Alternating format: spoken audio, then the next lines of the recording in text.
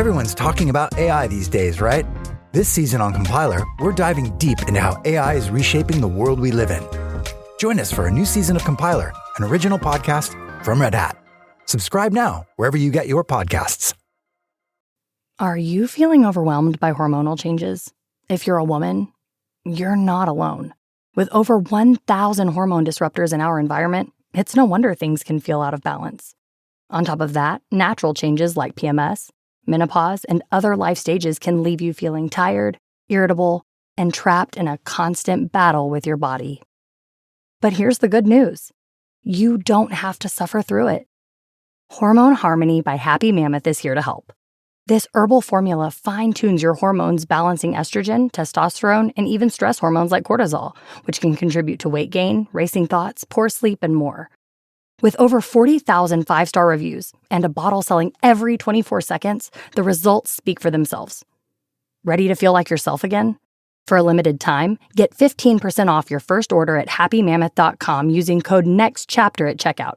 Visit happymammoth.com today and get your old self back naturally. Coming up on episode 292 of Wheel Bearings, we've got the Cadillac CT5 Blackwing, the Kia Sportage plug-in hybrid, the Hyundai Ioniq 5, the new Mazda CX-90s with our first drive impressions, and also first drive impressions of the Hyundai Ioniq 6. That and GM is taking away smartphone projection from your EV. All that and more coming up next.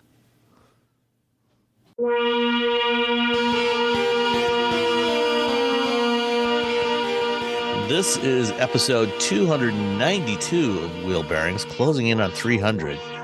I am Sam Abu-Al-Samad from Guidehouse Insights. And I am Nicole Wakeland from Let's Go with Fast Women Podcast.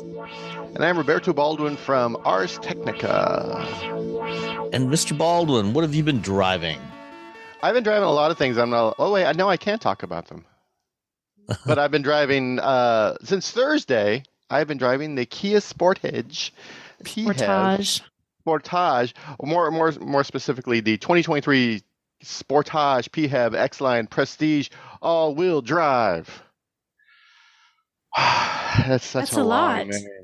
I mean, I guess you don't need all-wheel drive in the name. If I start a car company, everything's going to have like year, make, model. That's it, and just be trim level 1, 2, and 3. That's it.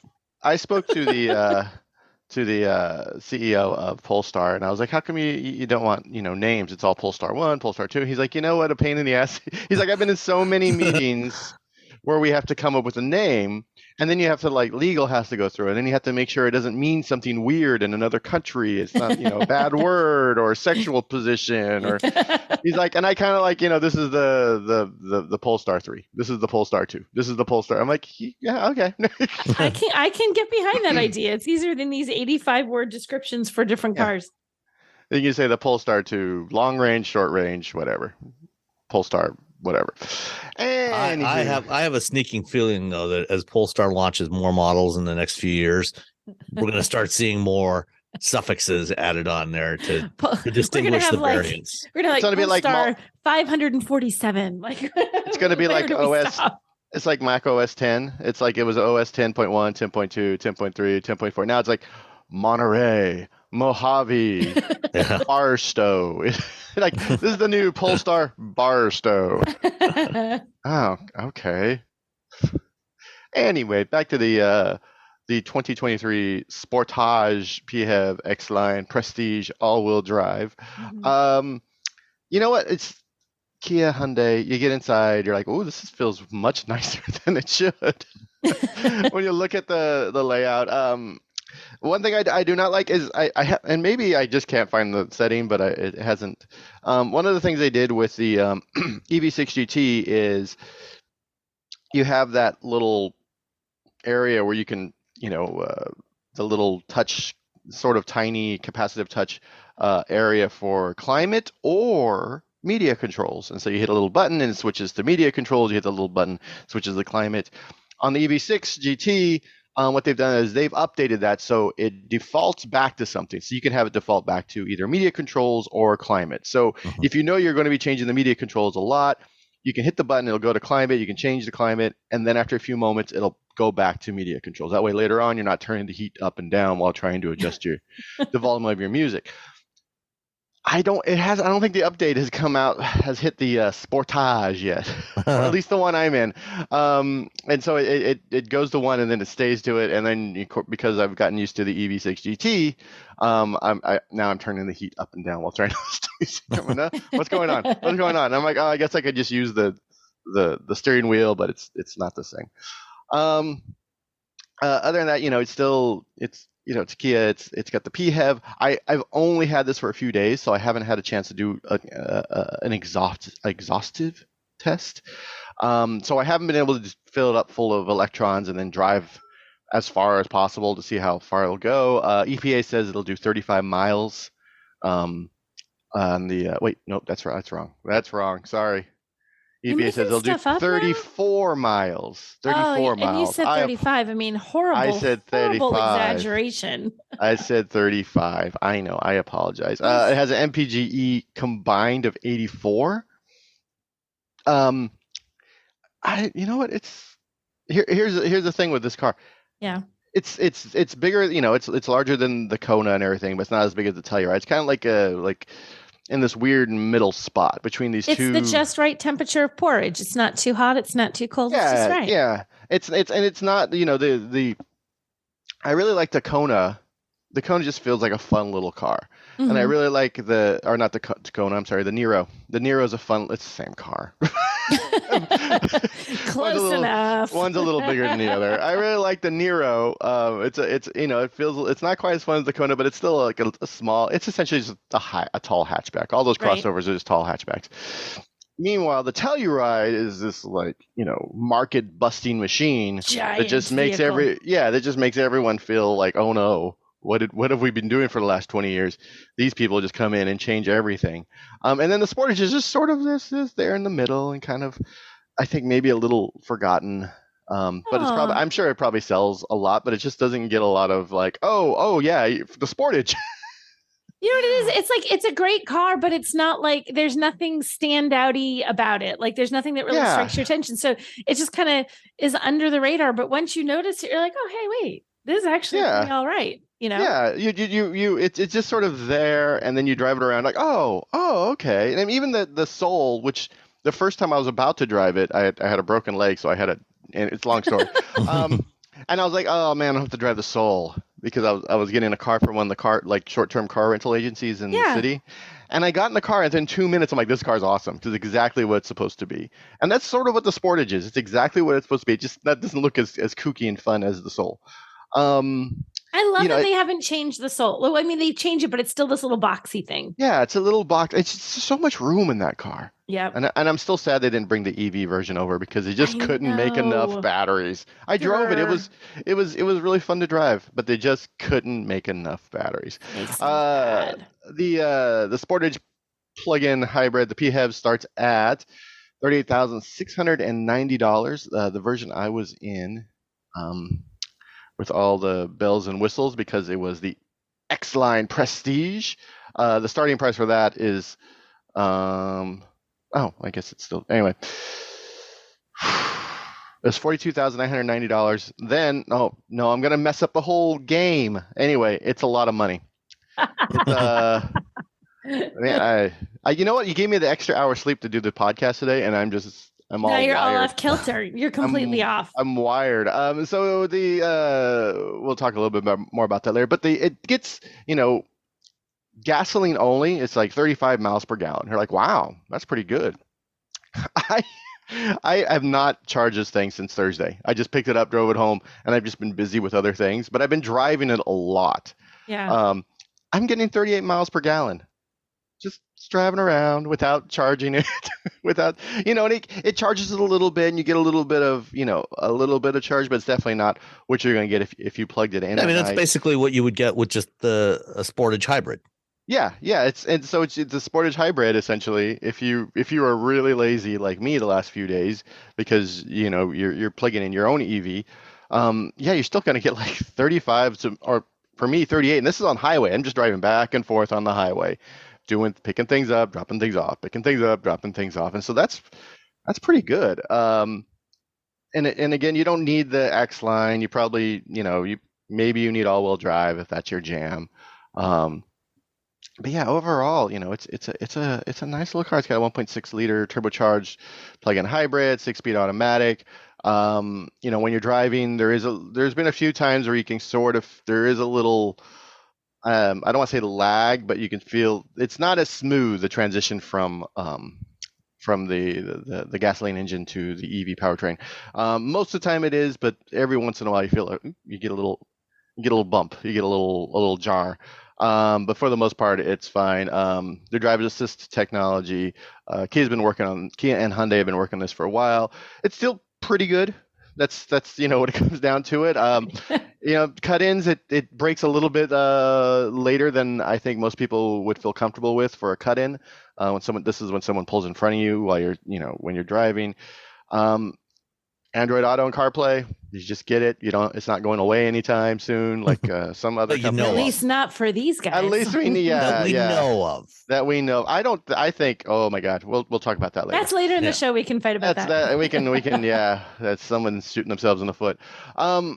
Overall, no, this is a nice, if you want a mid-size SUV, 2 rows, you need some cargo space, you want some pretty good gas mileage. It can get a little pricey once you, hit those when you get the Prestige and all-wheel drive, but 38,000, it's something to sneeze at, but you're getting a lot of car, and of course the interior is really nice.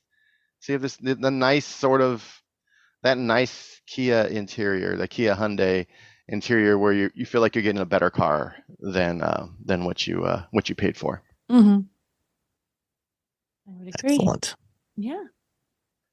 What about the delivery charge? Hold on. I just closed the tab. Let me reopen the tab. All right. What do you guys think? I'm gonna say $1,195. I'm gonna say 1,100.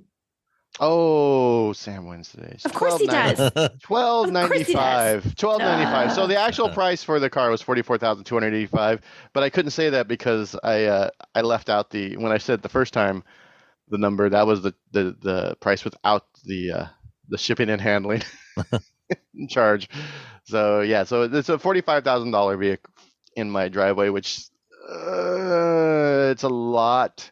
At that point, which is throwing $45,000, you're like, well, maybe I just go up to the next vehicle. At that point, is it worth jump a couple thousand more and get an EV6? Yeah, exactly. Yes. So, yeah, that's what happens a lot of times when they send us these vehicles. They send us the best of the best, and then it starts bumping up against other vehicles in that automakers or other vehicles that are the next next segment up, and you're just like, well, what am I so well, I guess what is the starting price for the plug-in hybrid? It is $38,690. So it's is that the base trim, or that's for the plug-in hybrid base starting price? Yeah. So I mean that's a little more reasonable. Yeah. And of course, you can also get the Sportage hybrid, just a regular hybrid, which is going to be a lot cheaper. Oh yeah, that one starts at $27,490. So, which one would you get? Man, that's a tough one because it depends on if you can charge at home. If you have something to plug it in, and you have a 35-mile round trip every day, you can just drive around without ever using gas. But does it, with the IRA the way it is, and does that work for you financially as a regular person? Probably not. So you might end up just getting the hybrid. But hopefully they can start bringing these prices down, because a $10,000 jump that's a big chunk of change. That's a big chunk of change, and you're like, okay, if I live in California, you're like, oh, that's kind of a no-brainer, because that's like $10,000 is like 3 months of gas. But if you live somewhere else, you gotta bust out the spreadsheet, and you gotta bust out the calculator. You gotta do your ROI. You gotta figure out your return on investment. And then, and if you need somewhere to charge. If you don't have any, if you're an apartment dweller, you get the hybrid. If you have a house and you have something you can just plug in, and it doesn't need to have a level 2. You don't need to go out and buy a charger. You can just get whatever comes with the car. And that's kind of, where the decision point comes in. If you have somewhere to plug in, but that you are, maybe semi-regularly going to want to take longer trips, the plug-in hybrid, allows you to do your daily driving on electricity, not have to necessarily invest, depending on your house and, the configuration of your house, what could be potentially several $1,000s to install a level 2 charger. If you've got an older electrical panel, and then also not have any hassle, planning when you want to take a longer road trip. So you can plug into a 120 volt outlet, charge overnight, do your electric driving, and then just keep going when you want to take longer road trips. So that's kind of where the sweet spot lies for a plug-in hybrid.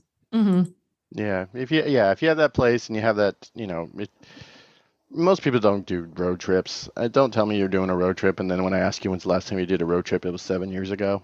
Yeah, that doesn't count. That doesn't count. And also don't every day I drive 350 miles. I'm like, well, do you though? And there are other people who are the outliers. I'm like, well, then just don't get this, okay? Yeah. Yeah, this is not the car for you. There's still plenty of internal combustion choices, if you are that person. And you can just get the hybrid if you're driving 7 billion miles a day, which is again. 7 billion. I mean, it's so fuel efficient. Yeah, it's 44 miles per gallon with just the hybrid. If you get the nicer, fancier one, it's 38 miles per gallon. But it's still, you're still getting a lot of, still getting some nice efficiency out of this vehicle. So, and it's nice inside, and you can plug in your phone. Inside. All righty, Nicole. Yes. What about you? It's funny. I feel like I've been like all Hyundai lately. I drove the Ioniq 6 last week, really, really Sounds recently. Right. It feels like last week. And now I'm in the Ioniq 5, which I went backwards in time to drive the Ioniq 5, which I really like. So the interesting thing about the Ioniq 5 to me is that it looks different. I mean, it has such an angular design to it as opposed to all these nice sort of curvy, swoopy, sporty things that they do in a lot of the design. And it was a very intentional thing. It wasn't like Hyundai phoned it in. They really came up with something different for this. And I love that when you look at everything, they have a theme. There's these little squares, pixels. Someone argued with me they aren't pixels. Hyundai calls them pixels, so to heck with you all. They're pixels. And I told you it wasn't a pixel. Somebody claimed it couldn't be a pixel because it was not emitting light. I mean, I got an engineer who tried to be like, well, actually, and I was like, well, actually, that's what they call it. So to heck with you, engineering guy. Well, and actually, pixels. Oh, is he going to LCD? What? Yeah. Don't emit. If you're looking at an LCD, the pixels don't actually emit light either. They have a separate light behind there. The pixels that you see are just a shutter that opens and closes. So the fact whether or not it emits light has nothing to do with whether it's a pixel. See, Sam for the win. See, this guy, I was like, stop it. It's marketing and whatever. So I like that. I like that they have it when you look in the lights on the back, you see all these little squares, whether it's lit up at night or whether it's just during the day, you can still see all these little squares. Like when you look at the handles, when the little pop out handles in the car, there's a tiny little square in the handles. You open the door, you have the same little pixel design, like on the interior on the door, it's on the seats. You see, even the steering wheel, it doesn't say Hyundai or have an H on it. It just has 4 little square pixels. So I think I like the design of this, and the wheels are even striking. Like it's not every car when you drive around, do people actually notice your car? They notice it for 2 reasons, I think, when you're a journalist. Either it's weird and different, or it's like, oh my gosh, that car costs more than my house. Those are the 2 reasons that people notice you when you're driving a press car. This one does not cost more than your house, but it looks totally different. So I get a lot of people, you can see them sort of doing that, like, what on earth is she driving? Because you don't see a lot of them on the road. I think it's kind of hard to get into one. And I'm in the Northeast where we don't have as many people buying into the EV lifestyle as we do in other areas of the country because the charging network, I think, largely. Truly, one of my favorite things about this is how this car looks. And I know I talk about design and how things look a lot, but you're not like the performance needs to be good, but you're not looking at it's the things you look at and you experience all the time. You will sit there and you will look at this car every single second of every single day that you sit in it. You are always looking at this. You are always having to deal with the design. You're always having to deal with, and I think it looks good. I feel like you're driving a little something of the future, not something that's like dated and some old school idea. I feel like it looks like what's coming, not what was. And I really appreciate that.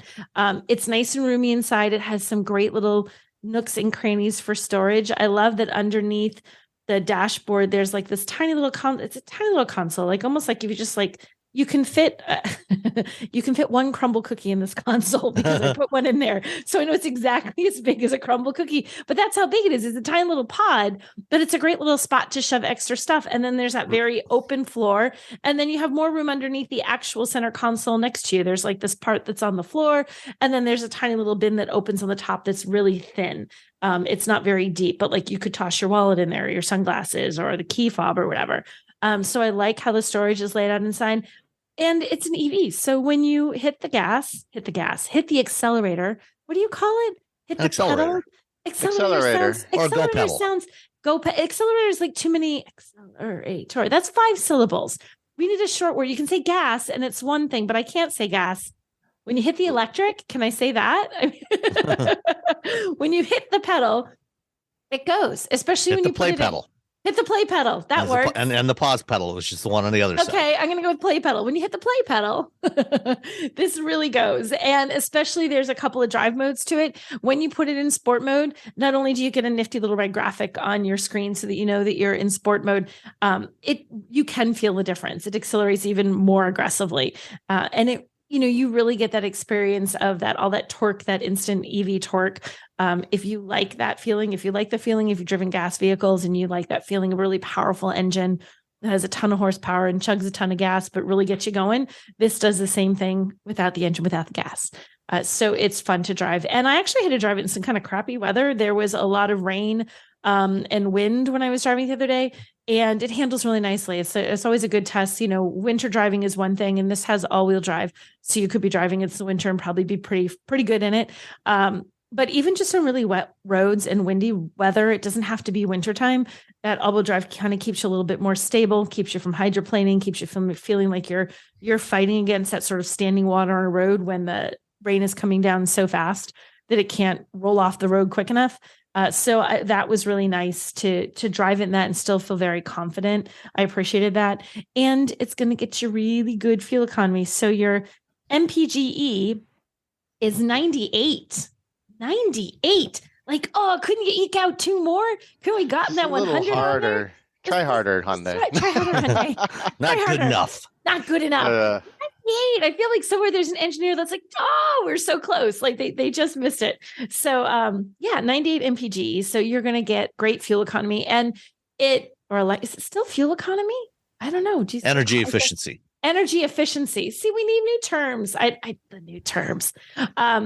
So that's a great thing. You also get a pretty long range, and I wrote down the range. So with this one, with the all-wheel drive, it's 265 miles. So you're never, I think I've charged this. I plugged it in last night only because the parking that was in this garage was limited and I would have had to park way far away, but there was EV parking right there by the entrance if I would just plug in my car and charge it. So I did that. Otherwise, I wouldn't have needed to charge it yet.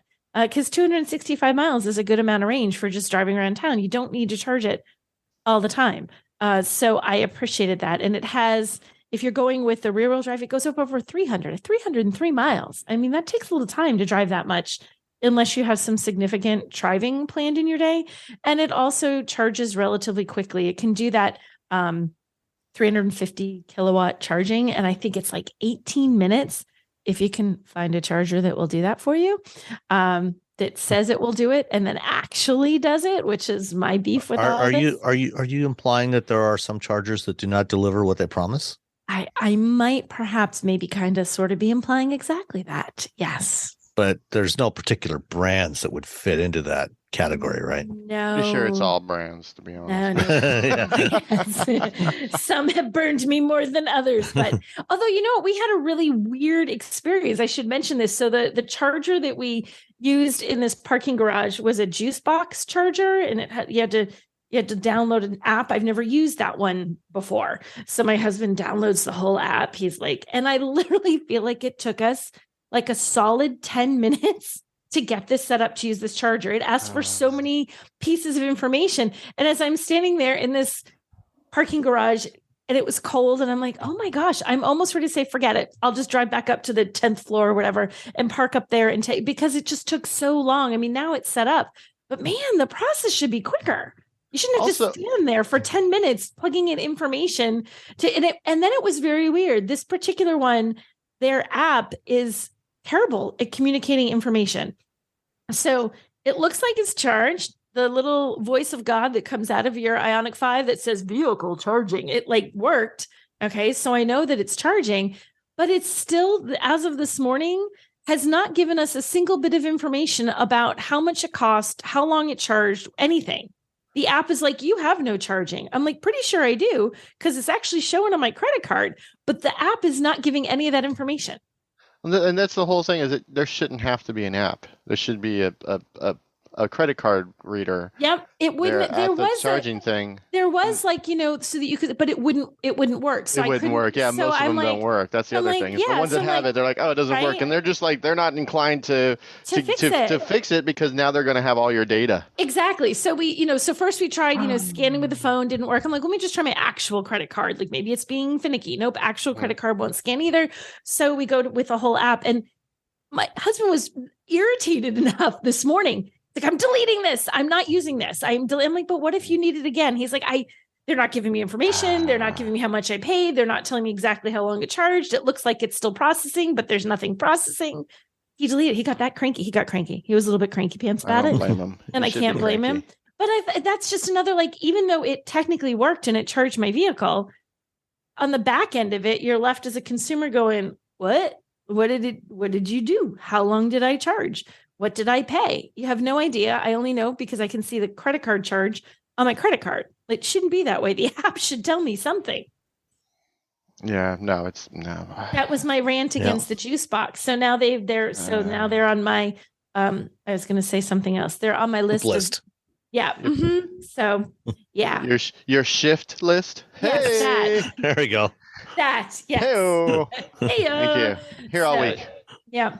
So that was so I've enjoyed driving this. I like it. And again, I'm pro EV. I am anti current EV charging network still. Pro EV. Anti just charge it at home, because you're like, oh, forget it. I can pro control EV, this. pro charge at home, anti everybody who can't get their chargers to work in a way that is not seamless. I felt like I could have gassed up a car 4 times in the time it took me to stand there. Just to get the app. And then sometimes you're like, oh, there's no network here. Right. So now it was just another fail. I know it, and I harp on it because this is everyday experience for regular people. This is what you live with if you're in an area where there aren't chargers all over the place, and there aren't really here. I was surprised to see one in a parking garage, honestly. Well, if you had been driving the car that I had, that I'll get to in a minute, you probably would have had to put gas in it 4 times in that amount of time. But we'll come to that in a minute. I just saw what you're driving. Yes, I would have. Did you say what the price was on the Ioniq 5 that you had? The price on the Ioniq 5 was all in. It was $55,920. What do you think? Fancy one. Yeah, it was the. It's not too long. 2022 Ioniq 5 limited all-wheel drive. So it's a fancy one. What do you think? It's as fancy as it gets. Anyway, as fancy as it gets. Yeah. What do you think the destination was? The handling? $12.95, just because that's what the Kia was. I'm gonna go with $1. You win, because it was $12.25. Oh, Price is Right rules win again. It was $25. It was $75 less than the gas vehicle. I know, isn't that weird? So there you go. All right. Smartphones have gotten way more expensive over the past decade, and all it takes is one impact on a hard floor to make you wish you had spent a few bucks to put a case on it. Going online without ExpressVPN is like not having a case for your phone, and it only costs a few dollars a month. Nicole, Robbie, and I travel a lot for our work, and we spend a lot of time in hotels, coffee shops, airplanes, and of course the Delta Sky Club. Connecting to the Wi-Fi in any public places with shared Wi-Fi puts your data at risk because bad actors could be intercepting what you send and using it to steal from you. It only takes some cheap hardware to intercept Wi-Fi data, and even a smart preteen can do it. Hackers can make up to $1,000 per victim selling personal information on the dark web. ExpressVPN stops the bad guys by creating a secure, encrypted tunnel between your device and the internet. ExpressVPN uses state-of-the-art encryption that would take a supercomputer up to 1 billion years to crack. I have ExpressVPN on all my devices, including a MacBook Pro, Windows laptops and desktops, and Android and iOS phones and laptops, or tablets. When I want to be secure, I just launch the app, click once to connect, and my data is secure. As I said, I travel a lot for my work, and I have to connect to countless public Wi-Fi networks in many countries. I have ExpressVPN on all my connected devices so that whoever else is on the same network can't see any of my data.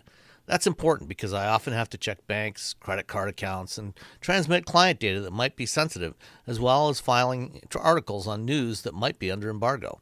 ExpressVPN protects all of it, and I've been paying for my own account for years. Secure your online data today by visiting expressvpn.com/wheelbearings. That's expressvpn.com/wheelbearings, and you can get an extra 4 months for free. expressvpn.com/wheelbearings. Are you feeling overwhelmed by hormonal changes? If you're a woman, you're not alone. With over 1,000 hormone disruptors in our environment, it's no wonder things can feel out of balance. On top of that, natural changes like PMS, menopause, and other life stages can leave you feeling tired, irritable, and trapped in a constant battle with your body. But here's the good news. You don't have to suffer through it. Hormone Harmony by Happy Mammoth is here to help. This herbal formula fine-tunes your hormones, balancing estrogen, testosterone, and even stress hormones like cortisol, which can contribute to weight gain, racing thoughts, poor sleep, and more. With over 40,000 five-star reviews and a bottle selling every 24 seconds, the results speak for themselves. Ready to feel like yourself again? For a limited time, get 15% off your first order at happymammoth.com using code NEXTCHAPTER at checkout. Visit happymammoth.com today and get your old self back naturally. All you homeowners have unique needs. Some feel the need to leave up holiday decorations year-round. Others have the need to use their garage as practice space for their new metal band. And because each homeowner has unique needs, Geico helps you get the right coverage for your home and what's in it. That way, you get exactly what's right for you, even if your needs are unique. Get more with Geico. Did you know you can support Wheel Bearings directly? Head to patreon.com/wheelbearingsmedia and you can become a patron today. Your contributions will help fund the platforms and tools we use to bring the podcast to you. And exclusives and improvements are already on the way thanks to your generosity. So if you want to be part of an automotive podcast like no other, head to patreon.com/wheelbearingsmedia. We've updated the Wheel Bearings merch store, and now there's a whole bunch of new choices, new colors, new styles, t-shirts, sweatshirts, hoodies, hats, mugs, travel mugs, stickers, aprons, tote bags, you name it. You can get your Wheel Bearings merch at shop.wheelbearings.media. Go check it out. That's shop.wheelbearings.media. Well, the car that I had, the only plugs on it were the USB-C ports on the inside of the car. No plugs on the outside. It was painted in electric blue, which I thought was a lovely color. It was a beautiful shade of blue. But that's about as electric as this thing gets. It was the 2023 Cadillac CT5-V Blackwing with the 6-speed manual transmission. Oh my gosh, a manual. Yes. Yay. Manual with the 3 pedals and clutch and a pause pedal and a go pedal, and a shifter that you actually have to move if you want to go anywhere. So it was lovely. It was this was a wonderful car to drive. How was the clutch? Where did it grab? Did it grab pretty high? No, it was probably about a third of the way down. All right. See, I think the clutches that go out with these things, because the one I had, that was the grab was super high. And so like the first time I'm like on a hill, I live on a very slight hill. And so when I left the clutches, and I'm like, I was trying, I'm going to install this on a hill first time I drive it. It was pretty high. So I think I think they just, there's probably some adjustment in there. Yeah. Journalists don't know how to drive. Stupid journalist. Yeah. What do we know? But I mean, I have been a fan of this car and its predecessors going back to 2008 when Cadillac launched the second generation version of what was then called the CTS-V. So the first CTS-V on the first generation CTS, that was just a naturally aspirated small block V8. I think it was around 450 horsepower or something like that. No. For the second generation, whatevs. They developed two supercharged V8s, the LSA and the LS9. The LS9 was the version that went into the Corvette, the C6 Corvette ZR1. The LSA was a just ever so slightly lower power version of that was used for the CTS-V. And I got to go on the launch drive program for that in New York, in upstate New York. We drove from New York City to what's the name of that place now? Canada? No. Canada. The we need a hint. No, it was like a country club racetrack near New York. Monticello? Monticello, yes, Monticello. Ding, ding, ding. There we go. It took me a second. I got it. And and that was when it was just opening. So like they didn't have most of the facilities done. The track was done. They had the garage and but they didn't have all the stuff that they have there now. So it was brand new at the time. And this was the first drive program that had been done there. And we got to spend half a day driving the CTS-Vs on that track. It was fantastic. I always loved that car. And I like this one just as much. It's a nice, reasonable size. It's not too big. I like the CT4-V Blackwing as well. It's a little smaller. But the supercharged 6.2 liter V8 that's in this thing is just fantastic. 668 horsepower, 659 foot-pounds of torque. Makes a fantastic noise when you step on it. And as we've said before, that's the thing I'll miss the most about going electric. I mean, the electric vehicles have all that low end torque that's even better than this one is capable of. But there's just that visceral feel of that slight little bit of V8 rumble, the vibration and the sound and everything. And I also like the interactive part of shifting, matching the clutch and the shifter and everything. This one does offer automatic rev matching system, which, if you're not quite as comfortable with driving a manual, you can press that button and it'll automatically blip the throttle for you and all that stuff when you're shifting. But I like, the challenge of, trying to get it perfect every time. And did you get it perfect every time, Sam? Not 100%, but pretty close. Like 99.8 maybe? Yeah, probably, 99%. Yeah. Okay, that's an acceptable percentage. You can continue to be an automotive journalist. Check. Yeah, and I never stalled it for what it's worth, even on a hill. I mean, there were some shifts that were, just you get that little bit of jerk there, didn't quite get the revs just right, but close enough. So I had a very fun time with this car. The one I had was equipped with the optional carbon ceramic brakes, which are a $9,000 option. And unless you're planning to take your Blackwing to a track, you probably don't need them. But do you think that? Do we know? Do many people spring for that? Do you think? I guess if you're getting the Blackwing, you are probably just kind of crazy excited, even if you never drive that way. I think a lot of people think they will, and then like 5% do. Yeah. So if they sell 100 Blackwings, 5 people will take it to track once. And how many people do you think pay for the ceramic brakes? Probably a lot more than that. Probably, You're spending this kind of money on a performance car. Yeah, throw in those Carbon ceramic brakes. I'll take them. That's squeak when you drive around. Like, why not? Sure. At least put it in there. At least you never have to worry about them fading on you. So That's true. They do squeak though. They do squeak. Yeah. Carbon ceramic brake they squeak. Just know that. But they feel great. Yeah. So there's that. The jet black interior with black accents and leather seats, $2,890. It did have the performance data and video recorder built in, which uses the forward-facing camera for the ADAS. You can turn that on, if you are at the track or somewhere else and you just want to record data. That's $1,600. See, there's a few other options. This one, because it had the manual transmission, didn't have Super Cruise or lane keeping assist or things like that. It did have just standard cruise control, no adaptive cruise control on this one, which again was fine. 10-inch infotainment screen. When you buy a car like this, you're not buying it because you want something that's particularly fuel efficient.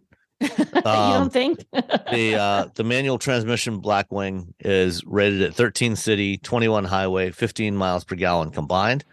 I actually did manage, because I did a fair bit of highway driving, going to Auburn Hills and back and a couple other places.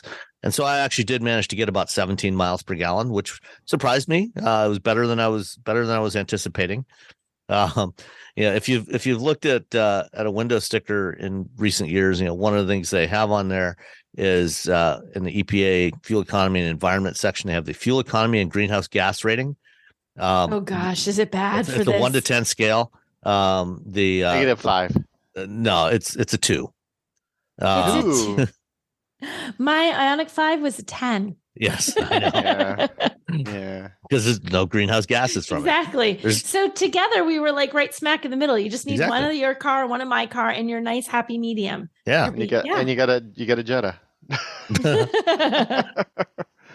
So all in, this one came to $107,830. Any guesses on the destination charge? $1,495. I don't know. $1,800. Oh, you both lose. $1,395. I was closer though. I almost you were got closer. it. I was a lot closer than Robbie. We're not going to the showcase showdown though. I'm calling it a win for me. You didn't beat me. I really enjoyed driving this car. The seats in it are fantastic. The shift feel is really good. I had no issues with the clutch. The torque of this thing is just it's intoxicating. It sounds so good. So if you're looking for a high performance midsize sedan, that can be a daily driver, despite its crazy performance, it is absolutely a car that you can live with on a daily basis, assuming you can afford the gas. But it's absolutely something that is very livable. There's a reasonable size back seat, good trunk space. So it's a good place to spend time. Yeah. So nice. I can recommend it if you're in the market for this type of vehicle. It's a good car. It is. All right. We drove some other stuff, some not regular review cars, but some stuff that is first drive opportunities. Shall we start with? Let's see. What's the embargo time for the Hyundai? Is that Tuesday? Oh God, I gotta look. Hold on a second. Talk about something that's not embargoed, and I'll Google. Okay. Well, let's start with the 2024 Mazda CX-90. Mm-hmm. Which is Mazda's new 3-row utility. It's the replacement for the CX-9. They added an extra 0 on the end, changed a couple of other things. Nicole, you and I both drove this thing this past week. We did. What did you think of the CX-90? I liked it. I thought it was good. The day we drove it was pretty sketchy because they had torrential rains that were flooding the roads and doing flash floods in San Francisco. So we got to drive it in again, literally bad conditions. But I like driving it. I liked both the hybrid and the gas. I like the hybrid engine better, I think. Yeah. I thought, what did you think? I agree. I mean, it definitely reaffirmed my opinion that for piston internal combustion engines, the inline six is the ideal form factor. It's smooth, it's powerful. It's a wonderful engine. Mm-hmm. But if I was spending money and buying one of these things, I would probably go for the plug-in hybrid. So, to refresh everybody's memory from when we first talked about this thing in late January, I think, or early February, the CX-90, they've gone from a transverse 4-cylinder, sort of front-wheel drive architecture on the CX-9 to a longitudinal mounted design, that's kind of rear-wheel drive biased, and they have a new 3.3 liter inline turbocharged 6, and they also have a plug-in hybrid which uses their 2.5 liter naturally aspirated engine that they've had, that's in most Mazdas these days, along with a 100 kilowatt electric motor between the engine and the transmission, and that one gives I think it's 26 miles of all electric range on a full charge. They actually have pretty similar power levels. There's two versions of the 6. One is tuned to run on regular fuel. The other one's tuned to run on premium gas. And that one does like 363 horsepower, I think. I'll have to double check that. And then the other one is closer to, I think it's about 280, 290 horsepower for the base engine. And then the hybrid falls in between there. And with the engine and the electric motor, it gives you about 359 horsepower, I think, combined. I think that, but it was sort of like they're both very responsive and I like driving them both. I just felt like the hybrid just gives you a little bit more oomph. I don't know. And I wonder too, for me, if it's the weight of the battery. I know it's not like it's not driving a full EV where you have this gigantic battery, but still it adds. It's about 200 pounds heavier. Right. It adds a little bit of weight and it just feels, I don't know, sturdier. I don't know, like more planted to me for that little bit of extra weight. I like how it maybe changes the dynamics of how the car feels. I felt a difference between the two. Yeah, no. And that instant electric torque off the line, you can feel that slight bit of extra responsiveness right off the line. Even the best internal combustion engines, as much torque as they might have, there's always that slight little bit of delay there before it really kicks in. So with the with the hybrid, you get the electric motor, and it's 134 horsepower motor, so it's a pretty powerful motor. And instant torque right from 0 RPM, so you feel that responsiveness right off the line with it, and whenever you're accelerating, there's no lag at all with that one. Yeah, I really liked it. And I also, I've always thought that Mazda interiors, I think the interiors, did you check out the one that they had as the static display, Sam, that sort of had that like book binding kind of trim on the dashboard? Did you see that? The hanging stitch design? Yeah. We saw that one. I don't know if you went to the reveal event in January. I did not. I skipped on that. I did not go to the reveal event. They highlighted that there. They talked a lot about that there, and it's really pretty looking. It's really impressive. And I I always think about how pretty it is. And I'm like, how durable is this? So I was actually looking to see, like, is this something, how you get the weirdest things caught on things getting in and out of a car? I'm like, could you catch that? Because it's actually like, think of a really thick piece of stitching or thread. It's like you can feel it with your finger. I'm like, could you catch that? But it's like, it's really securely in there. I feel like it's going to hold up to the wear and tear that you get of getting in and out of your car and grabbing a bag or grabbing your, as you catch things or whatever. But it makes it look really very upscale. That and the sort of Alcantara finish that was all over the hybrid that I drove back. That's actually not Alcantara. It's not real suede. It's suede. Yeah. It's actual suede. It's suede. So it's stunning. Oh my God, it's gorgeous. Did you have the caramel colored interior? Yes. Yeah, the caramel. that's what I had my on gosh. the Turbo S. It was beautiful. And I was like, I just want the whole car, all of it. And the steering you wheel, definitely the don't want seats. little kids in there. No, but I want my whole car covered in it. Or I want put your kids in there and be like, just forget what the back seat's going to look like with that stuff. Don't look back there. Don't ever let them in the front seat. Don't let them up front where they can touch your dashboard with sticky fingers and stuff. Mm-hmm.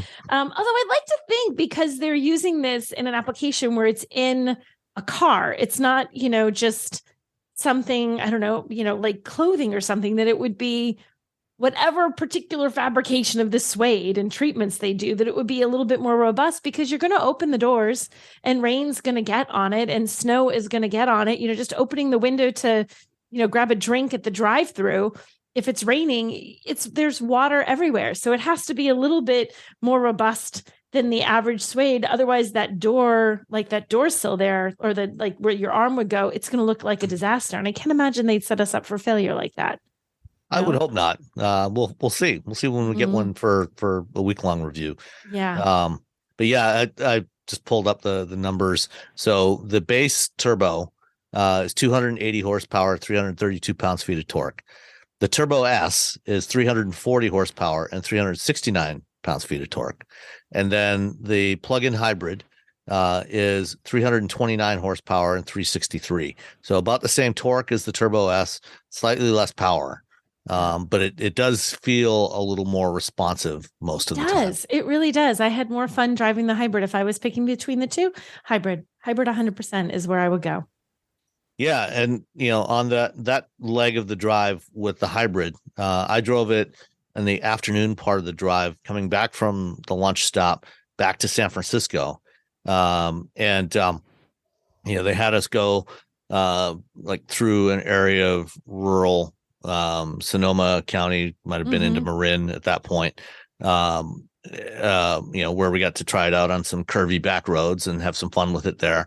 Then a little, stretch of highway. And one of the things they have on there, they've got modes, you've got your normal, sport, and EV mode. And then there's also a button next to that for charge. Mm-hmm. So if you're going to want to have your battery fully charged, like if you're coming back into the city, for example, and you want to drive electrically in the city, you can hit the charge button. And they have the same thing on the Jeep 4xEs, where as you're driving, it'll run the engine slightly harder, use the motor as a generator to top off your battery while you're driving. Mm-hmm. And then when we hit the San Rafael Richmond Bridge, they suggested we switch to EV mode at that point. And so, drove the next 24 miles back, across the Bay Bridge, around and back across the Bay Bridge into San Francisco on electricity alone.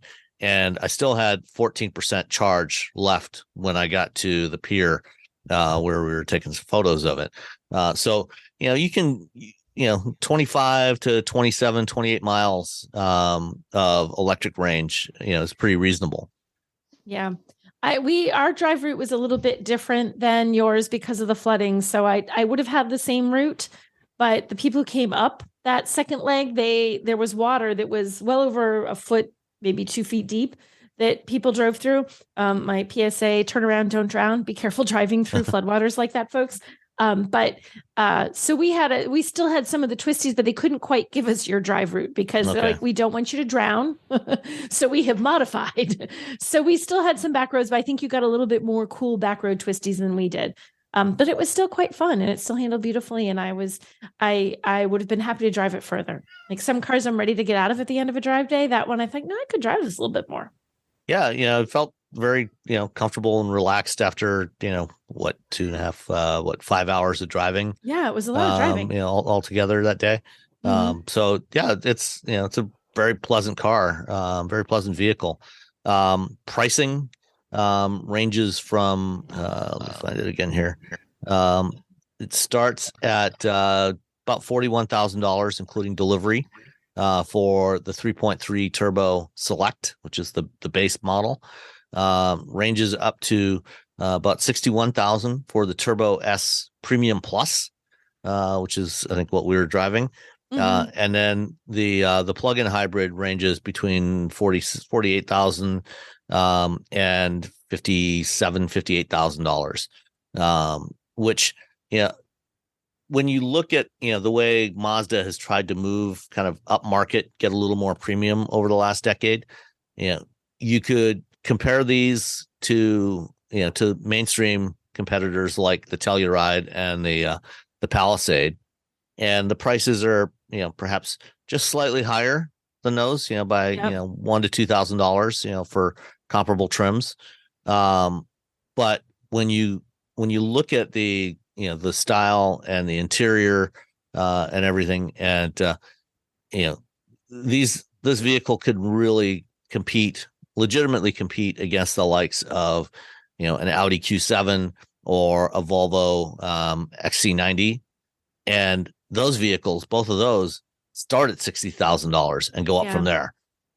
So it's a pretty good value when you're comparing it against the premium segment. I really do think that and they're sort of like, we're not really a luxury car, but we're pushing into that territory, that Mazda's doing a fantastic job, both in terms of what the vehicles look like, how they drive, all of those sort of characteristics you think of like luxury things, they do it. But then their pricing, it comes up a little, but it doesn't go all the way up. Like, okay, we're not a luxury brand. We're not going to put our pricing there. We're also not, a bottom of the basement brand, so our pricing's not there. It doesn't feel like they're overpriced. People look at it like, oh, that's more. I'm like, only a skosh, only for some of the trims. And when you look at the interior that you're getting, suddenly you're like, well, that's not unreasonable at all. That's actually a fantastic deal for how good it looks. Yeah. One of the things, when they revealed the CX-90 in January, the hero color that they were using was this new shade of red, this darker red that they call artisan red. Mm-hmm. And it looks really good. It looks very sophisticated for a premium product. Yes. But thankfully, you can actually get the CX-90 in Soul Crystal Red. Yes, you can. I asked them, like, this is really pretty, guys, but what about the other one? They're like, oh, no, you can get the other one. I was like, yes. So it's an extra $595, but it's worth it. Yes. Oh my God, that red is so pretty. People tell me, oh no, all reds are the same. They're not. No. This red is see? No. We all say no. This red is so good. Yeah, the artisan red is more like a burgundy color. It's sort of like your mild-mannered, like responsible adult red. And then the soul red is like the wee-haw, like have fun with it red. That's the true Mazda red. Right. That's the true Mazda red. The other one's like, we have to have this for those of you who are trying to be mild-mannered and do your adulting thing. No, don't do it. Don't be mild-mannered. Don't do the adulting. Get the soul crystal metallic red instead. It's so good. All right. So did you figure out the embargo date for the embargo on Hyundai? We're fine. It's actually Monday, April 3rd at 12:01 a.m. Oh, perfect. Then let's talk about that next. Yes. You two both drove that, I think, right? Yeah. I did. I think Robbie should go. It should be Robbie's turn. I've been blah, blah, blah, blah about the Mazda. Robbie, go. So Hyundai made an EV, and it's very nice. There's a shock. That's a shock. No, it's just, I think next thing you'll be telling us it's a good value. It is a good value. It's impressive because you're like, okay, they made the Ioniq 5. This is a really nice car. You drive it around, you're like, oh, they just put a different body on top of that and it'll be fine.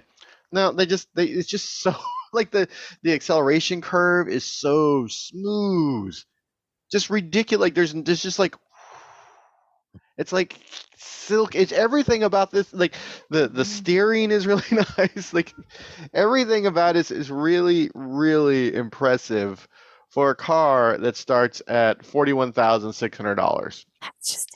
It's just not pricey. It's bonkers for an EV. It's because you get in it and you drive it around. You're like, well, they didn't even have to do this. They could have just. They didn't even have to like make it better as a smoother driving vehicle than the Ioniq 5, and they did. They did, which makes you like, well, what's next? What are they going to do next? I know they have to keep upping the game. Like, okay, they have to keep. Yeah, they're like, oh no, now what do we do? So yeah. Having said that, there is an issue. What's your issue? What the issue is that the headroom issue. This is the same issue that Mercedes had, because if you look at this vehicle, it's the same sort of like that little speed bump, essentially just a speed bump on the road for drag coefficients. But you in the back of the EQS, which you should have lots of head and leg room because it's an S class. There's you're gonna, if you're taller than me, if you're taller than 6'3", you don't have issues with headroom. Same thing with this vehicle, except it's also in the front seat. In the front seat, my head was very close to the roof. So it does have a very sloping. Yeah. Like if you look at it in profile, you can really see it. I actually did have someone say to me, they were looking at pictures, not even photos that I took. And she said, is this really as sloped as it looked like? It almost looks, did somebody use like a fancy lens taking that picture? And I looked at it, I'm like, no, that's just how it is. Nope. I think I'm like, yeah, that pretty much looks like how it is. Yeah. So you if you're sitting in the back seat, if the seats were just reclined just another few degrees, it would be less of an issue. But if you are tall, if you're a basketball player, which means you're taller than me, this might not be the car for you. If you have a tall torso, I have friends who are not as tall as me, but they have tall torsos. They have long torsos. This might not be the vehicle. Yeah. So it's if you have not as long legs. I'm just legs and arms. I'm like a. You're like those guys outside the little floppy guys. Yeah, just like flopping my arms about. Yeah. So. Let me pull my sleeves back up after moving my arms. No, but outside of that, I like the trunk, the way the trunk opens, because it doesn't open like a regular trunk. It opens even wider, even though it's just a regular trunk. It's not a hatchback. It opens wide enough so it's easier to get things into the back. We threw some stuff back there. It was fine, no issues. Yeah, it's outside if you're a tall person, you're going to have some issues. No, God damn it, Hyundai. it's really that's why they also make the Ioniq 5. Yeah, the Ioniq 7. Ioniq 5, you're going to have plenty of headroom and legroom. That car is. But if you're a basketball player, get the Ioniq 5. If you're a regular person who doesn't care about, who would rather get more range and have a sedan versus a very tall hatchback, you get the Ioniq 6. I like that they have put, it feels like, more buttons in it as they move from the Ioniq 5, which means buttons.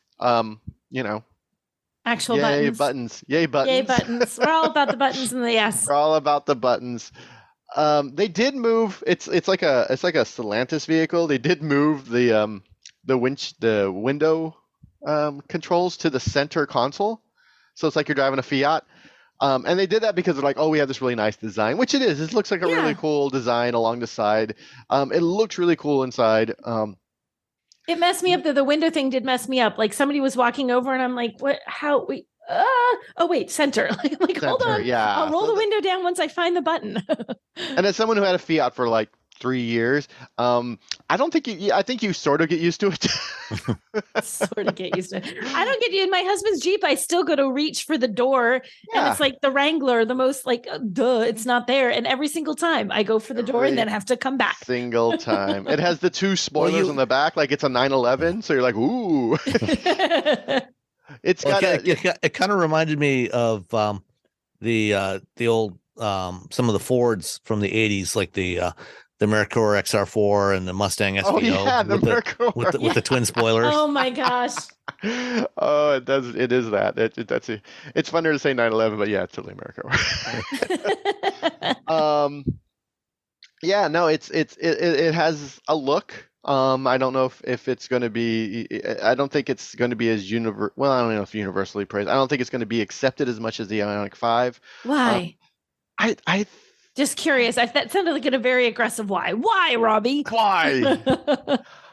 I don't know. I just think it feels. I think it looks nicer than what Mercedes has done with the EQ lineup with the sedans. I think it looks nicer than that. I do think it's a little. I don't know. Maybe people like it. I feel like it's just not going to be as well as accepted as what we've seen with the Ioniq 5, just because the Ioniq 5 is so sort of out there. I think it really has to do with that slopiness. Roof. Yeah, that slopey roof is going to turn some people off. Yeah, I think that's going to turn some people off. But if you get inside and you drive, you're like, oh man, it's like how the kids say butter. I don't know. What do kids say? What do kids enjoy? Mayonnaise Do now? they I don't say know. butter? I don't. No, it's an aioli. They don't eat mayonnaise anymore. They eat aioli. That's aioli, man. Aioli. What's interesting is you're getting a ton of different like trim levels. So you have a two battery sizes, which is nice. So you can decide how much of a battery do you need. There's the 53 kilowatt hour and then the 77.4 kilowatt hour, and you get either rear wheel drive or all wheel drive. So the whole thing, it's you get all these different, where you want to spend your money. The lowest, the least amount of range you're going to get is from that 55 with the rear wheel drive.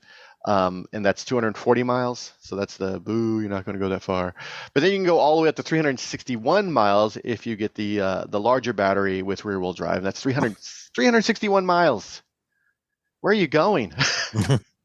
But you can go there, and the price difference between those two. If you just want to, only have to charge once a week. Yeah. So you're too lazy to plug it in every night. Yeah, so the price difference between those two, between the standard range rear-wheel drive and the long-range rear-wheel drive, is $4,000. So $41,600 for the standard range, is 240 miles, and $45,500 for the 361 miles. So you get 121 more miles for $4,000. I'll take that. Yeah. And and then but within all that, there's all these different ranges and how much power you get, and so if you're the kind of person who's like, I don't really drive that often, or I don't drive that far very often, I might as well just save the money, or I can get the all-wheel drive with the standard. Let me get the So it's anything for whatever you want. Hyundai's gonna offer it up in the Ioniq 6. I like the Ioniq 6. I thought it was good for the same reasons that Robbie said. And I did notice that I think the toughest thing is going to be that rear design. I think some people are going to find it too small. Weird. And I don't even think, Robbie, you need to be super tall. Like, I think you could be more average heightish and still run into that little bit of it. Even if your head's not actually hitting the top and the back, that sense of like, I don't have any room here, where you it's weird because I didn't feel cramped, and then I put my hand above my head. I'm like, oh. See, and I can see people doing that, like, oh, this is a little bit more snug. But I mean, aside from that, if you're sitting in front, it's super comfortable. I found the seats comfortable. I found everything about it. I love the interior. I talked about all the things I liked on the Ioniq 5. The Ioniq 6 does many of the same things, but does it more. They've changed the styling. It's a little more slick. They've updated it. It handles everything. It's just literally like an iteration forward from the 5.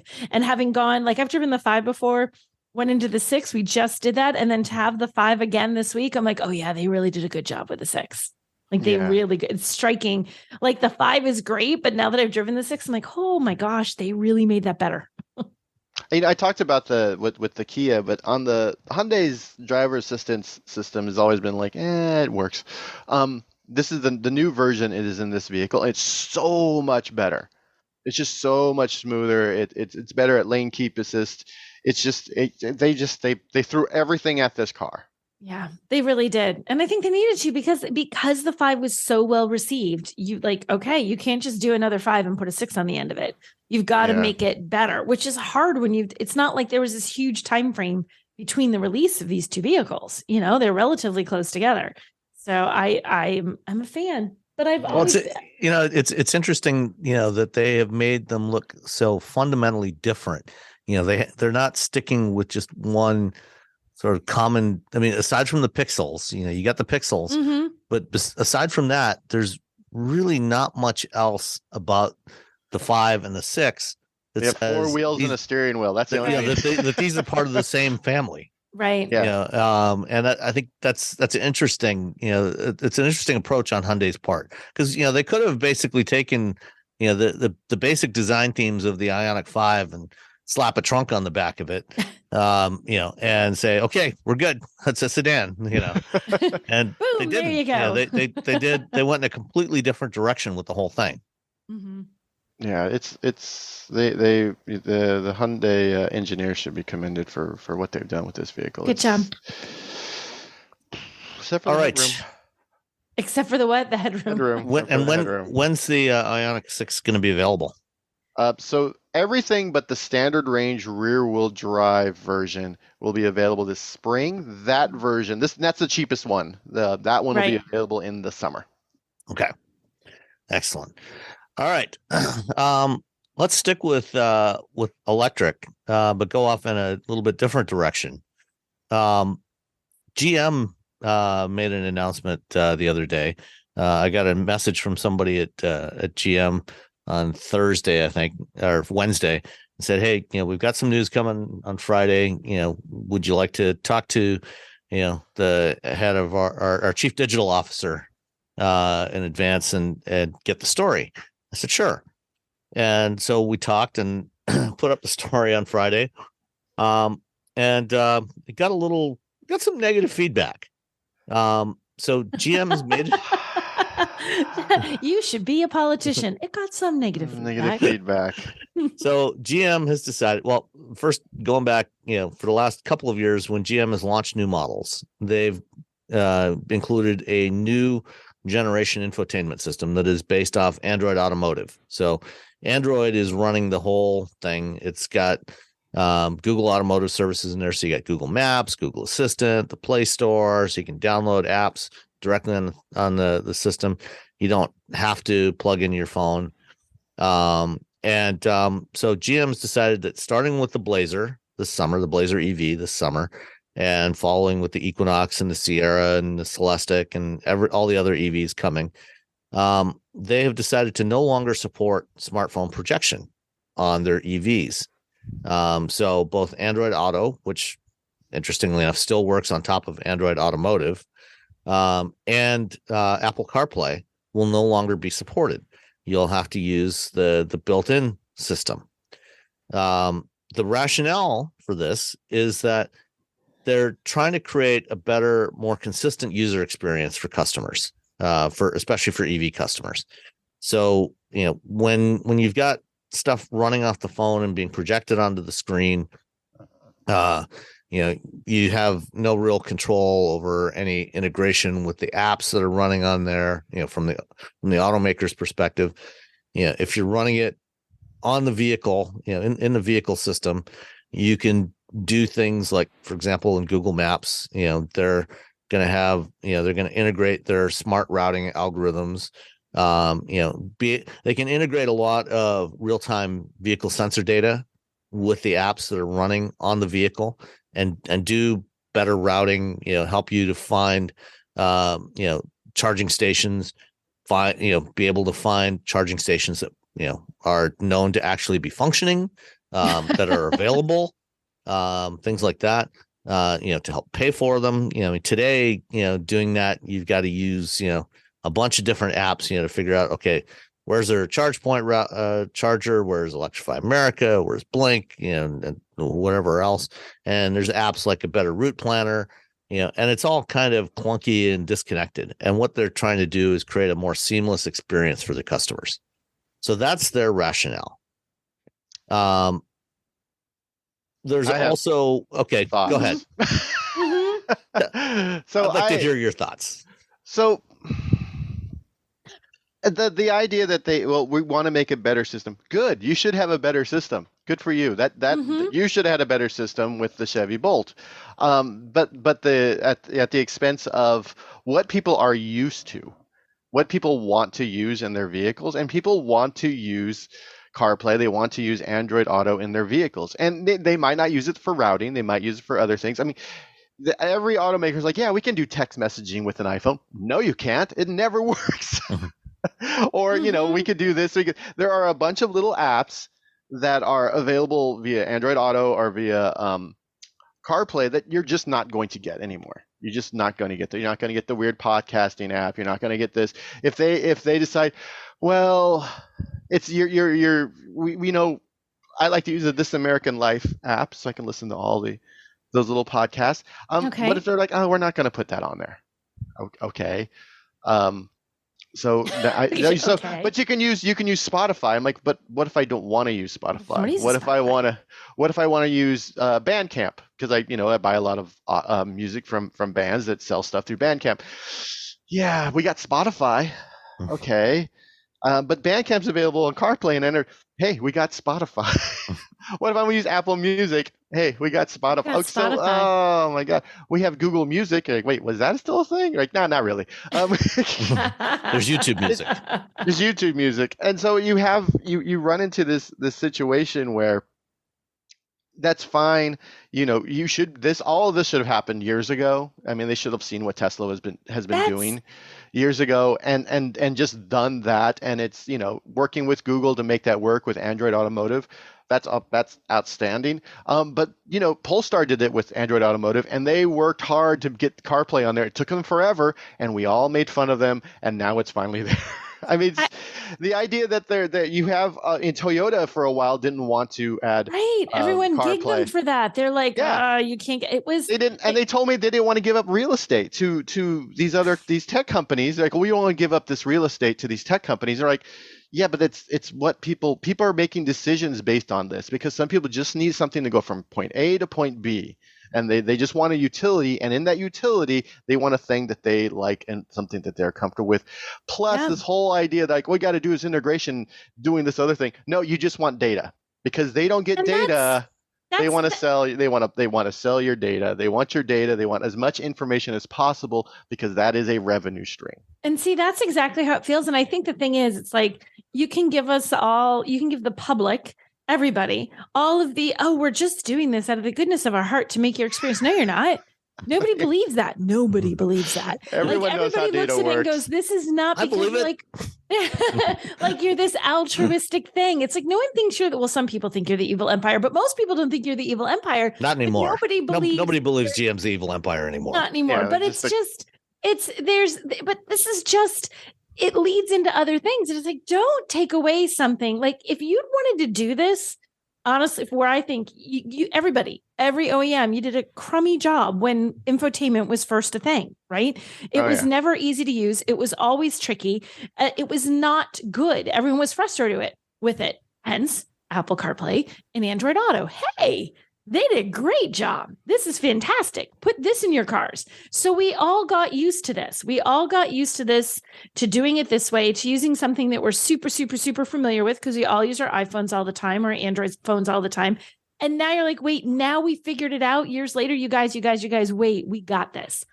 Nobody wants to go. It's like, no, I trusted you 7 years ago or whatever, and you gave me garbage. Now you promised me that you're going to give me something good. What if you're still giving me garbage? And now I can't even get back to what I know and love and I'm used to and I'm comfortable with. I mean, maybe long-term strategy. I get it.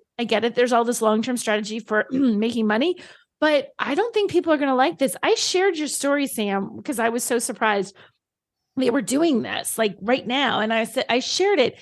I have universally, from everybody who commented to me on Twitter when I shared it, I won't buy these products. This is literally a deal breaker for me. I will not do this. Like, nobody likes this idea.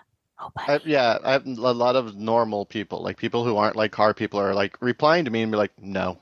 Yeah. No, because they're like I was thinking about buying a GM. I was thinking about buying a GM product, but I won't buy it because of this. Yeah. And that's how important. I don't think they realize how important CarPlay is to a lot of people. I think it's just become so ubiquitous. It's ubiquitous. Sorry. It's become so ubiquitous within the automotive world that people just don't even think about it anymore. Like, your car doesn't have CarPlay. That's, right. That's weird. But you know who else doesn't have CarPlay? Tesla. Well, yeah, but Rivian. Tesla's never had CarPlay, and neither has Rivian. Right. That's the rub, is they've never had it. So like, you can GM's had it and now taken it away. That's it. And like, it's like, okay, if you've committed to like Tesla and Rivian, we are not doing this. Okay. And you have to make a decision about whether or not you're going to do that. But when you take a brand like GM, all of their cars, and you say like, oh, we've changed our mind. This thing that we incorporated because you hated what we had, and we put in this thing that you all love, we're going to yank the rug out from under you, and you're going to have this thing that you don't know if you're going to like, but trust us, you're going to like it. Nobody trusts you. Nobody's ready to trust it. Nobody's ready to make the switch. I mean, I get all the, it's all like this sort of forward thinking stuff. I'm like, yeah, maybe, but I think you're going to lose some people. I mean, I think there are people who aren't, if you're a diehard GM person, or like, there's too many vehicles out there. There's just too many to choose from. that to have something as important as infotainment, where once it was sort of an afterthought, it's a big deal. Like that's a huge part of your experience in a car right now. To have that be frustrating and wonky and not be something intuitive, that's enough for people to say, I don't want to deal with that again. I dealt with that 7, 8, 9 years ago. It was awful. I don't want to deal with that again. I don't want to risk dealing with that again. I'm not going to buy your car. I'm getting one of the other 250,000 SUVs currently available on the market in the United States, Yeah. And then the fact that, it's the idea that everyone would have the cars, they all have GMs. Like every car I have would be a GM. I'm like, well, that doesn't work that way because I have different cars, and each car I get into, I have the same interface, which I know, which I understand, which I don't have to learn, a different interface in order to do things. And then people have to rent cars. And the Tesla argument is Tesla was the only EV in town for a long time, so they've sold a lot of EVs, and they're still the Kleenex of EVs, to be honest. But I've written about it, and other people have said, when is Tesla getting CarPlay? Yeah. Never gonna happen. Oh yeah, probably, well, we'll see. We'll see if Tesla, at some point they have to do something. I mean, they're still selling a lot of cars, but I don't know. I don't understand this. And then they're like, well, we're only doing on EVs, but not on gas cars. You're like, what? That's even crazier. You're just like, oh my God. For now, they're only doing it on the EV. It'll roll out to everything. That's where it's going. It's like, we're just going to take this baby step and see how it goes. Good luck with that. And the issue is that regular people are going to look at this, and their immediate assumption is they can't buy a Bolt, right? If they go buy a Bolt EUV or EV right now, it's not going to have CarPlay in it, because they're not going to read the whole thing. They're not going to realize it's not going to start until 2024. Not going to, but this is just immediately boom. Yeah. You can't get a Chevy or a Lyriq or a Cadillac or whatever with CarPlay. That's how. And that's going to be the perception. People are going to the rumor. The perception is going to be like, they don't have it anymore. Any of their cars, you can get it with any of them anywhere ever. For what it's worth, you can't get any of those vehicles anyway. So with or without CarPlay. So it's such a weird decision, because these are software driven cars. That's the whole thing. Oh, you have choice. You have all this software, and it's code. You don't have to put new hardware in. You put your hardware in. There actually is some hardware that's associated with supporting CarPlay for authentication and stuff, but it's code. it's mostly code, but there's some hardware, and there's also integrating all of these systems together. Getting them all to work together, and they're not always on the same update cadence and things like that. And what they're saying is, we'll be able to do updates faster, add more features to our software, if we don't also have to support this other stuff. Which is that doesn't make any sense, because the hardware's there, the software's there. When you're building out the code, you just don't change that hardware. You just don't change those lines of code. That's it. Like this part, no, we don't have to change it because it's not been updated by Apple, or it's not been updated by Google because of Android Auto. It's Android Auto. That's the other thing. Because there's some things that are available in Android Auto that are not available in Android Automotive. You get into the Polestar and you're like, oh, here's the store. You're like, there's just things missing. You're like, oh, I can get this thing in Android Auto. There's definitely fewer apps available in the automotive version of the store than what you can download on your device and run on in Android Auto. Yeah, it's such an incredibly weird decision. I mean, people will have to accept it or not, but I think it's going to cause some consternation for some people. I guess one thing I'm curious about, and GM, didn't provide any insight on this. I think we, as a group are, we're always trying out new stuff. It's our job. But I wonder how many regular people actually use the projection systems. That's all they use. There's the people who comment online, who tend to be a fairly small percentage of the general population, and not necessarily representative of the general population. Because I know that GM's got telemetry data on how many people actually use projection systems versus the number of vehicles that they sell. And I'm wondering if part of their their decision-making process, and I suspect it probably is part of the process, is they looked at it and said, only like 5% or 10% of customers were actually using this. I will say, as someone who rides a motorcycle who can see into cars, yeah, I would say 90% of them are using some sort of projection. But the other thing that's sort of that's no one is using the in-car navigation. No one does. 90% of the in-car navigation is trash. But even if they have the data on who is using, like if you think about that, Sam, who is using these products? Okay, let's just stereotype some OEMs. Do you think a younger generation is buying most of the GM products, or do you think it's going to an older generation? So if you have older folks who might just not be using their phone to begin with, then it's sort of a moot point. Like it's almost just like, what are younger folks using?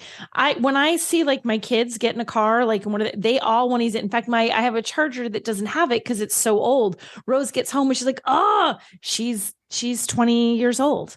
They expect to see that in a car. Like once they have it, they expect to see it. I think the younger the driver skews, the more likely they are to just want to have to want to do that projection. I think if you're 65, not so much, because you're just not doing that. But I think the younger you are, stereotypically, the younger you are, probably the more tech savvy you are, the more likely you're just going to want to be able to plug and play kind of thing. And that eliminates that for those people.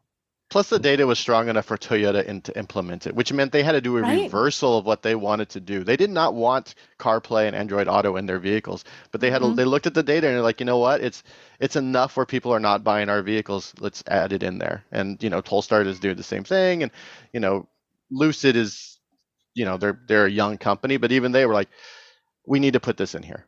Yeah. So you have it. They're doing the opposite of what other people are doing. All right. Fair enough. Well, we'll see how this all plays out over the coming months. I'm assuming they'll just like reverse it. Probably. They're like, change their mind. They're like, April Fools. I thought it was a joke. I thought it was an April Fool the first time I saw the news. A lot I was of people getting ready did. to leave the house. I was like, no. And then like, oh no. And so I immediately I wrote up something for Ars Technica about it. I'm like, this is such a weird. Like, why? Why would you do this? Yeah.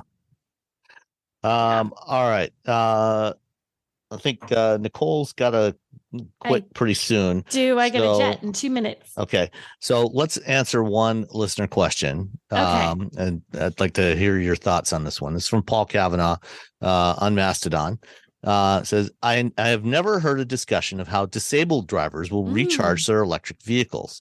If you go to a gas station, you can opt for full serve. Some self-service stations will refuel disabled drivers' vehicles. How do Tesla, Electrify America, etc., address the needs of disabled drivers? That's a really good question, because even right now they don't. They don't. And truly, even really, I didn't thought about that, but even just as a not disabled driver pulling into one of those charging stations, sometimes just the clearance that you have in terms of getting in and out of your car when you're perfectly mobile is not great. Forget if you're actually someone who's handicapped and needs to have a wheelchair or something to get to a charging port. I don't know that I've seen one where you could even do that, especially where you have the chargers that are up on a curb. How do you get over the curb? You can step over it, but somebody who's disabled can't even step over it. You got to reach up. And especially with the CCS cables, they're thicker than the Tesla cables. They are pretty. They can be pretty unwieldy. Manhandling them, and also in the colder weather, they get so, because they're unwieldy to begin with, they get very stiff, and they're hard to just turn them to get them at the right angle to plug them into your vehicle. They can be a challenge again. And I am not disabled, and they can be a challenge. The only thing I can think of, and it's not specifically for disabled drivers, but I guess it could help. When I talked to the folks at Electrify America, they did say that they're they're going to be doing some things where they have almost it's more towards cities, he said, as I recall correctly, where they're going to be having charging stations that are almost like sort of a premium experience, sort of like you can pull in and they have a valet that will take care of it and will get your vehicle charged up for you, and you'll be notified when your vehicle is charged. Well, that would allow someone else to charge your vehicle. Somebody else will have the hassle of figuring out, why won't this thing start charging? Exactly. Yeah. Someone else can fight with it. What's wrong with our chargers? But it's still, I don't know how accommodating, okay, so if you pulled up into this, are you now pulled still so far away from the little, because there's, it's supposed to be a more of an experience, like when you drive up to a rest stop or a travel stop on a highway where you can gas your car and you can go and run to the bathroom and you can get yourself some Burger King or whatever happens to be there, sort of that kind of experience where you can have everything taken care of. I don't know how accessible that would be, but that's the closest thing I can think of. Well, I know the EA station here near my house, the way it's configured, they've got pairs of chargers side by side. And then there's a pair of chargers and then 2 spots and then 2 more chargers and 2 more spots. If you were in a wheelchair, why'd you delete that? I didn't mean to. I was in the wrong spot. That's all right. And now I can't bring it back. So you're just going to have to remember what he said. Yeah. Anyway, there is no way that, if you're in a chair, if you were if you had, a van with hand controls, you got out of the thing in your chair, there's no way you would be able to get that cable and plug it in. They have to have these stations reconfigured in a different way. Or, I know that there's work being done on robotic charging systems and things like that. And there's also wireless charging, which is, more for home use. And that's, as we start to get wheelchair accessible EVs, that's probably one of the things that we'll have included with those is wireless charging systems. It's a real challenge. It's interesting because they are rebuilding a gas station near my house. It was a Valero, and now they're going to rebuild it as a 7-Eleven. And the layout's weird, but when I drive by, the fact that there's no charging stations there is just boggles my mind, because we should have service stations like, or gas station, charging stations should start sort of becoming gas stations where you have an attendant, you have someone there who can hey, this isn't working. They can call somebody and say, hey, number 12 isn't working, because most people who use it, they're just frustrated. They're not going to use the app. They're not going to let me do some work for Electrify America or EA Go and tell you that your thing isn't working. They're just like, they just move to the next one. Or if you live in Northern California, you drive 5 miles, there's another charger. But everywhere else in the world, you're like, well, I'm doomed. But having someone there and be like, hey, like you do at a gas station where you need full service, you can have someone who can come out and and plug that in for you. It's just we have to start thinking. I know it's yes, you can go to a lot of charge stations are showing up at shopping centers or with restaurants, and that's great. But I think we need to start looking at attendants, people who are there who are being paid to sort of keep an eye, and they can sell snacks and drinks, right. And that's where all the money comes from at gas stations anyway, is all the random beef jerky you sell. Just a wall of beef jerky, some fountain drinks, a coffee machine. So what you're describing is turn it into a Buc-ee's. Yes. Yeah, whatever Buc-ee's is, that's what they should have. I don't know what Buc-ee's is. I know what 7-Eleven is. I should just be able to walk in. Wait a minute, you haven't been to a Buc-ee's yet? Wait. No. You haven't been to a Buc-ee's? What's wrong with you? How do you not? What? What is a Buc-ee's? Is it like I'm speechless. It's a Texas thing. It's a little bit outside of Texas. It's now there's some in like Atlanta, not Atlanta, in Georgia.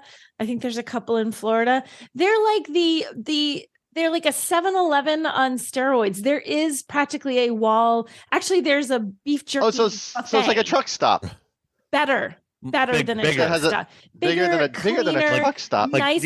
Imagine 100 gas pumps and 500 one of those 500 varieties of jerky. And it's like the inside is the size of like a Walmart, and they have really good. The food is good though. Like they have like barbecue sandwiches and. Buc-ee's should just have a bunch of chargers, and you have a person out there. And I will try a Buc-ee's because I would like to just. Everyone's getting beef jerky for the holidays this year. Okay, then if you want to give everyone beef jerky, you need to go to Buc-ee's. You can get all the beef jerky you could possibly want. Yeah, we need but the robot thing is cool, but it's not feasible in an out in the middle of nowhere situation. Right. And again, people just are better than robots. They're more adaptable. They're more adaptable. I mean, if you're welding the same thing over and over again, let the robot do it. Well, maybe if Elon gets his Optimus robot working, they can just station one of those at every supercharger station, where, and then just have the robots plug in for you. Hey, if he can make it happen, fine. I mean, I don't think he will, but if he can make it, you never know. Ye of little faith. Hyundai has the murder dogs and murder robots. Yeah, that's right.